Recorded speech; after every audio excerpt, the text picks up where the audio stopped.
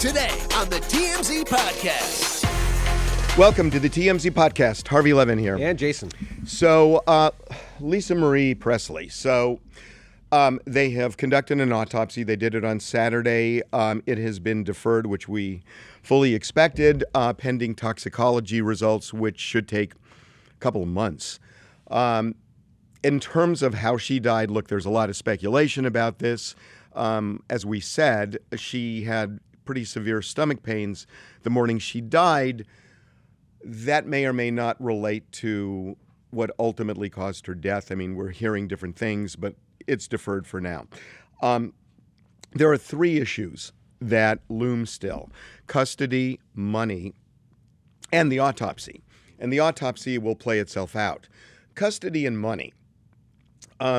She did not leave a lot of money for these, for her kids. And ultimately what happens is there was a trust that Priscilla created and Elvis created, and she basically got full ownership through the trust of her assets when she was 25 years old. And, there are a lot of reports that the money was not handled well. There was a dispute with a business manager. But if you look at the divorce documents that she had with Michael Lockwood, not only did $100 million go away, she's in debt. Now, there are still some big assets like Graceland. Well, that's a huge asset. It's a huge asset, and the question is, what are they going to do with it? Because look, Graceland was bringing in $10 million a year. But to Lisa Marie? To the trust. Well, to the trust. It's unclear to me whether the $10 million all goes to the trust, but a big chunk of it goes to the trust. It was hit hard, obviously, in the pandemic. Yeah. But the money is not what you think. The second thing, which is perhaps more interesting, is custody. That Lisa Marie, that there are two ex-husbands at issue here. One is Michael Lockwood, who is the biological father of the twins, the 14-year-old twins. There is a second person, a second ex-husband, Danny Kehoe, who was living with Lisa Marie and the twins. And there was a lot of bad blood between Danny Kehoe and Michael Lockwood. And just to close the loop, Danny and Lisa Marie, that was her first husband. They have an adult child. They have an adult child. Got it. Okay. And Riley is Danny Kehoe's daughter. Okay. But Riley is an adult. Yeah. Right. And so the twins, remember, Danny Kehoe and Lisa Marie had Riley and Benjamin. Benjamin tragically committed suicide a few years back. Right. And but Danny has been living with Lisa Marie and the twins. So Danny's been living with Lisa Marie and the twins. Apparently there was a custody arrangement. I read you did this weekend. Yeah. That Michael was an active parent in these kids' lives. He had joint custody, and he had 40%. Lisa Marie had 60%. Now, depending on who you talk to, either Michael saw the kids 40% of the time or saw them only occasionally. And it does depend on who you talk to, because there is a lot of bad blood there. So this is the linchpin of the whole thing, right? Because Michael, obviously there's a huge, the default under California law, under all states' laws, is that a biological parent will have first rights to kids when the it's other not even first rights, just automatic rights. Automatic rights, unless you can establish a reason why that person shouldn't have those rights. Well, and the only reason is unfitness. That's right. Even if the two children, in this case, who are 14, who have a voice in any custody dispute, if the two children say, we want to stay, instead of with Michael, with Danny, if they did, it would be kind of bizarre for a judge to say, we'll do that despite the fact that he's the biological parent. Now, there were a lot of claims actually going both ways in the divorce. This was an extremely bitter divorce between Lisa Marie and Michael Lockwood that dragged on for years. And there were many, many really tough claims, each leveled against the other. Now, you have to look at the result here, because even after all of the allegations were made, and I'm not going to get into what they are, because the reason I'm not is, number one, they're really awful, salacious. They're awful. But apparently the judge didn't believe it because if the judge did believe it, I don't think the judge would have awarded 40-60 joint custody, unsupervised, full physical and legal. So, it just seems to me that it's going to be tough for Danny or anybody else to wage a case against Michael Lockwood if Michael Lockwood presses on. We are told he absolutely wants full custody of the kids. And we've seen this in the past, right? It can be very sad for somebody like Danny Keough, who, by all accounts, views himself as a step-parent to these two 14-year-olds. But we've seen this in the past with grandparents and others of a deceased spouse. When the other side, when somebody dies and the other parent gets full custody, they have the rights to exclude from those kids' lives people who don't have those legal rights. It can be very sad, but if there's really this fraught relationship, if Michael Lockwood and Danny Keough hate each other, which is easy to see given how fraught the relationship was between he and Lisa Marie, he could just exclude Danny Keough altogether from these kids' lives in a really meaningful way. Yeah, now, again, these kids are 14, so that would be kind of difficult.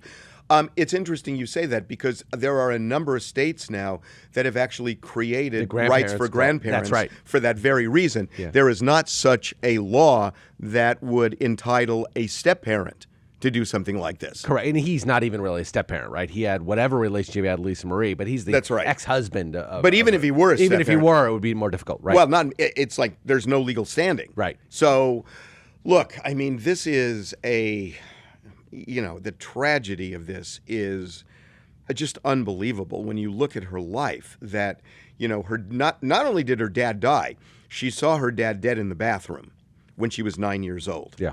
She was at Graceland when he died. Even though Elvis was divorced from Priscilla, they went back and forth, and she was there. She's had, relationships that, with marrying Michael Jackson, Nicolas Cage, that kind of blew up.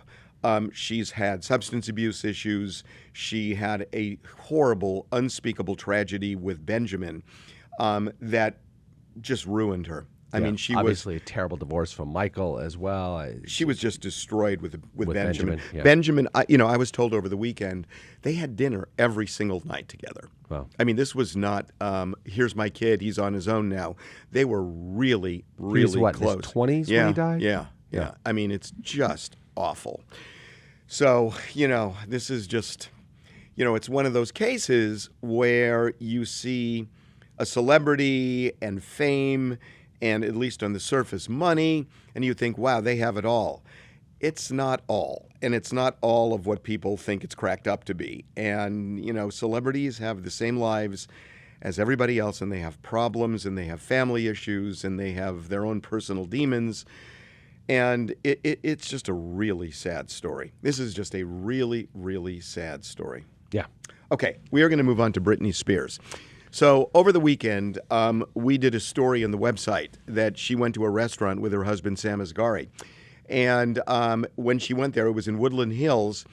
There were eyewitnesses in this restaurant who say that a couple of people, maybe even more than a couple, pulled out cell phones when she walked in, and they started shooting her, even aggressively, and it pissed her off.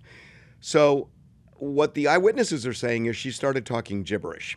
And it wasn't English, she back in the day was talking in an English accent. This wasn't any language. It was just gibberish. And they say Sam just got really fed up and just stormed out. Could you tell? Because I couldn't determine whether he was fed up with Britney or with the inundation of cameras and fans. Well, he says they have come out and they've said, no, that didn't happen.